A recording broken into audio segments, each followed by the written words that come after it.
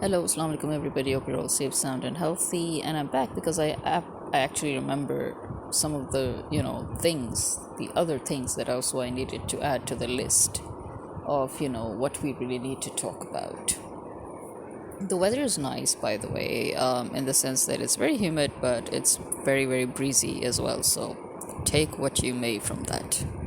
Now, obviously, right now it is obviously 2:20 a.m. Obviously, because this is usually the time when I do have my wits about me, and I remember all the stuff that I'm supposed to be saying, and I don't blank out so often. So before I actually do blank out, while I jinx myself, let's get on. Yeah, here's another thing that I do have a question about. And when people talk about animal rights, and mind you, I'm not at all an anti-animal person. If anything, I am very pro animal rights.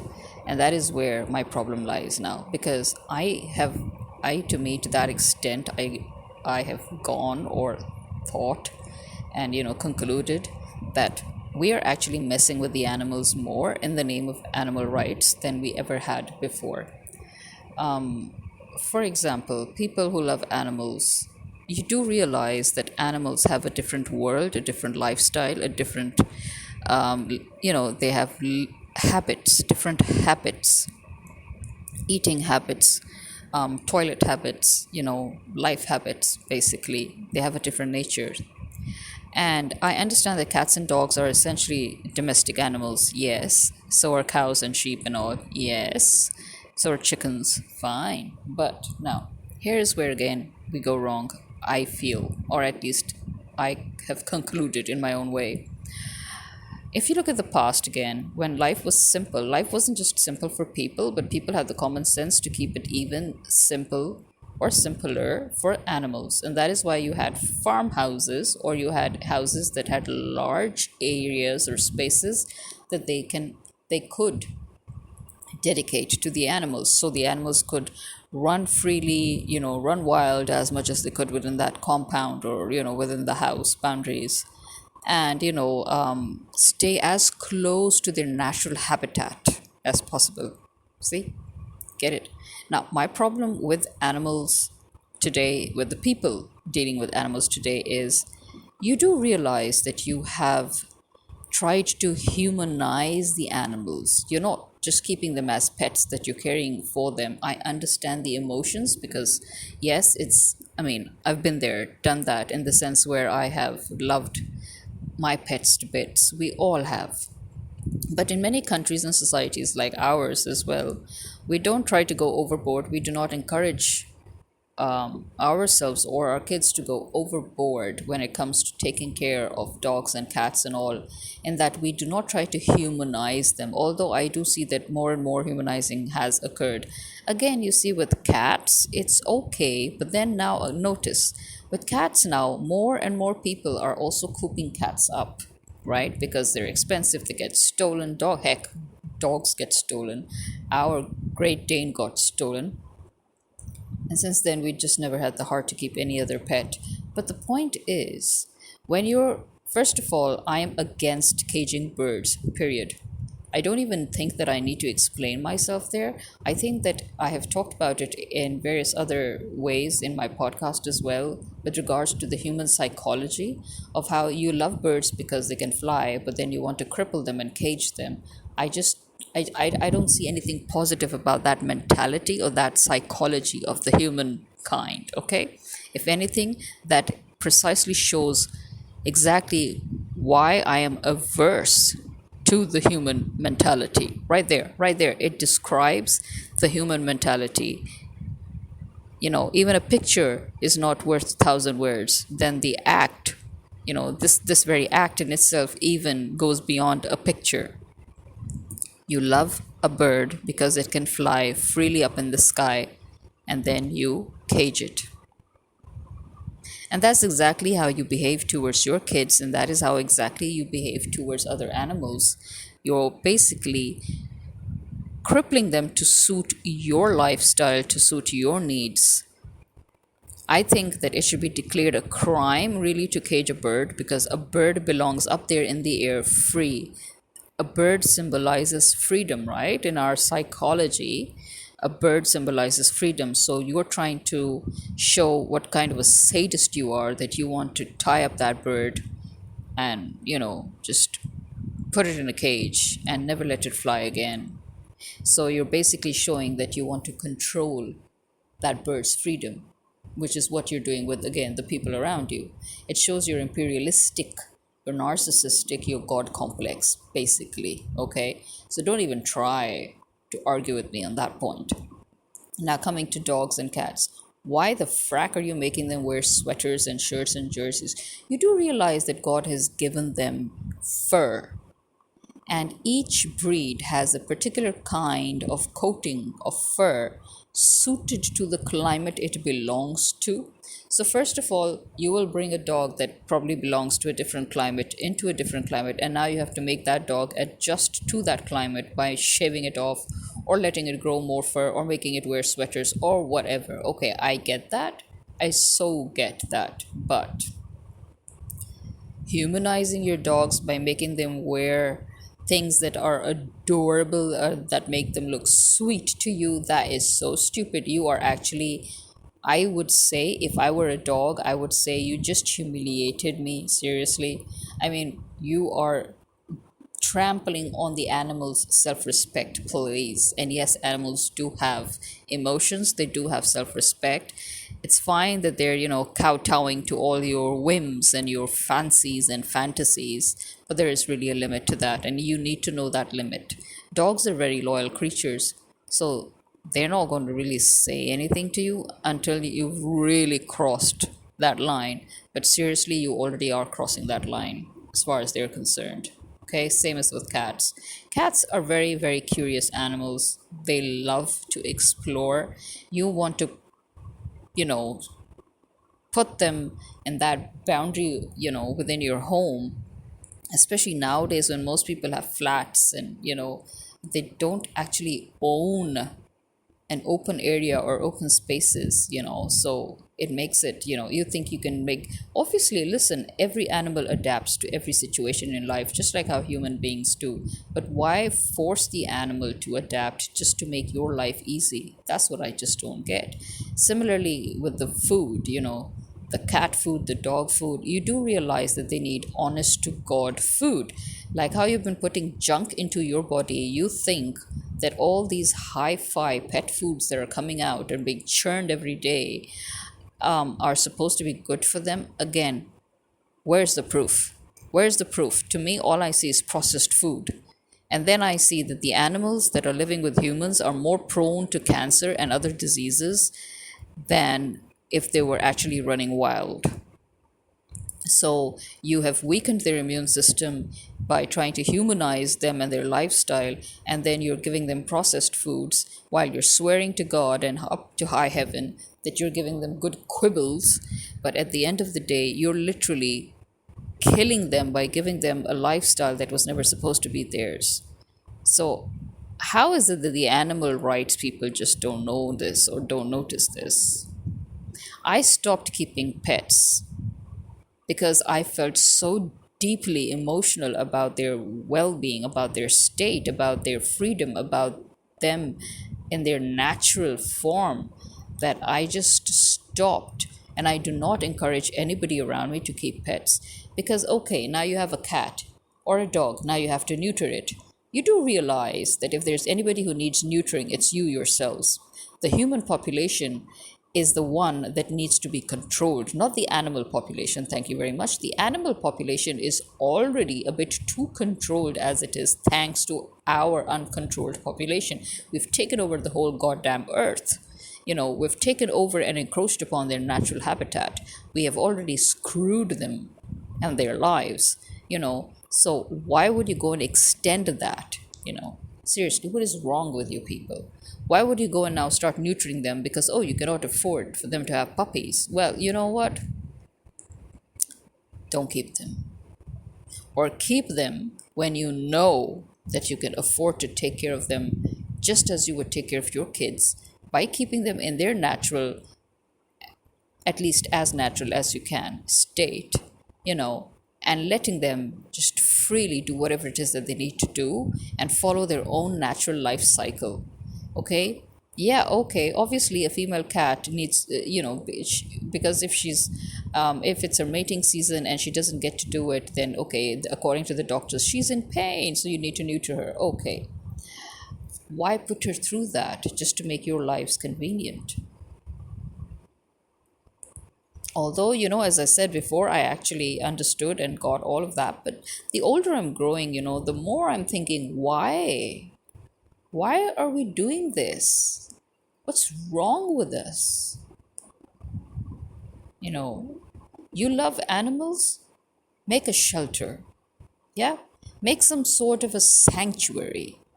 Actually, I love those people who had the idea of making natural habitats into bird sanctuaries and wildlife animal sanctuaries, which we have in Pakistan, by the way. It amazes me that the people in the northern areas of Pakistan have made these, they've just automatically turned those natural habitats for those birds into their sanctuary. They've turned it for the wildlife into their sanctuary. I love the fact that there are, sanctuaries in Africa.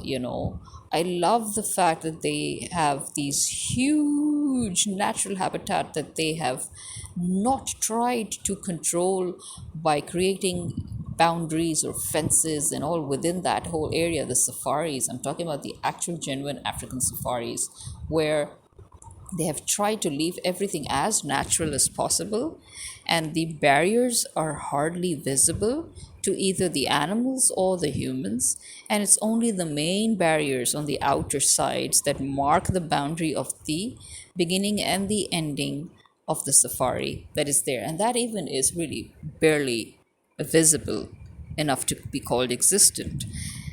And I am all for that. you know Take a piece of large land, let them loose in their natural habitat, give them what they need, not what you want. you know just to make your lives easier, you're making their lives more complicated. You think you're making their lives easier, you're not. You're making them unnaturally, you're making them to adapt into an unnatural environment and to get unnaturally sick, in my opinion. I can guarantee you, you will not find an easily sick cat or dog if they are left in a well maintained sanctuary where they're in their natural habitat and they get the food that they really need to eat, you know, in its most purest form, where the cats can actually have fun hunting for their food, which is what they're supposed to be doing, which is why they're so restless when you keep them in your homes, because they are not getting that, that part of their life. They're not getting that. It's just like how it's literally equivalent to the caged birds. I do not believe in caging birds, and I really now do not believe in keeping cats and dogs or any other animals as pets. I would much rather feed a stray cat coming over to my house, which is what I've actually done pretty much for years, what we've all done. I would love to have a cat in my house, mind you, but the reason I would never do that is because I feel I might literally ruin its life if against the better judgment, and then again, obviously it's again about the litter, about making my life easy. So, creating, I don't care. I mean, I understand, but at this point I really do not care. I would rather have a cat happy climbing up a tree than adjusting its lifestyle to mine, cooped up inside my house. Same for a dog. You know, you want to care for animals, care for them the right way. Don't try to make them humans, and don't try to make them adapt to your lifestyle. They've already pretty much adapted to our lifestyle, thank you very much. They've stopped digging soil to shit or pee. Doesn't that tell you anything? Seriously, cats and dogs, they had the sense of propriety, the sense of cleanliness and decency to always look for a place, dig it up, do their business, close it up and leave. And that was very good for the environment. It was good for the soil. They did everything for you. You didn't need to gather their shit and then make, compost out of it or fodder out of it and throw, or whatever it is, and put it on the soil. They're doing everything for you. But now they can't. Obviously, they can't, because we wouldn't want them digging up our gardens. Hello. So, years of people hitting them, or showing them whenever they're digging up their, garden beds, to do their business, has now taught them. They have taught their generations. Notice that, as I told you, they have emotions, they have thoughts, and they communicate too. So they've already communicated to their offsprings, which is why you've noticed that even kittens, they just don't dig before they used to. But now you don't actually have to stop them. You will see that each new generation of the cats and dogs that are coming along are automatically not inclined to digging. Now they literally just go do their business right on top of anything and they leave. It means their parents have taught them that no, this is no longer a thing. You don't dig anymore. People don't like it. So again, as I said, I would much rather, if I could afford it, buy a huge piece of land, make that land dog friendly, cat friendly, all the domesticated animals friendly, poultry friendly, whatever, which is essentially what a farmhouse does, by the way, originally. Originally, that is what farmhouses have always been doing. Why do you think they have so much land around them where they can let the animals just roam, and they only put them back in their, barriers or in their homes or in their cages or whatever you like to call it when it's nighttime so that they can get some sleep? Think about it. That is actually the correct way to do things. So, yeah, I would chalk that down to selfishness. And I would chalk that down to, again, consumerism, because now people have come all hot about, dog shampoos and cat shampoos and quibbles and foods and cakes and sweets and desserts and God knows what.